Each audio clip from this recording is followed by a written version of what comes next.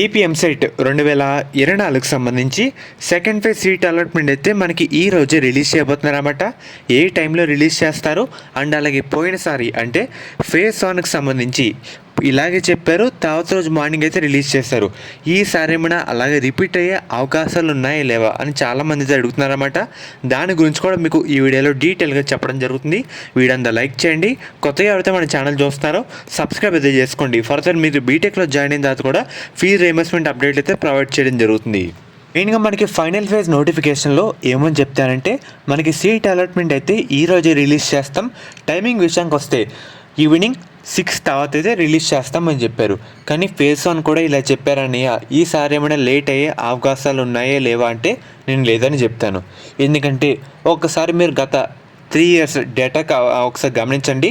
Phase 1కి చాలా late అయితే అవుద్ది. ఎందుకంటే నెంబర్ ఆఫ్ స్టూడెంట్స్ అయితే ఉంటారన్నమాట. వాళ్ళ డేటా మనకి కంప్యూటర్లో యాడ్ చేసేందుకు టైం అయితే పడుతుంది, అందుకే లేట్ అవుతుంది.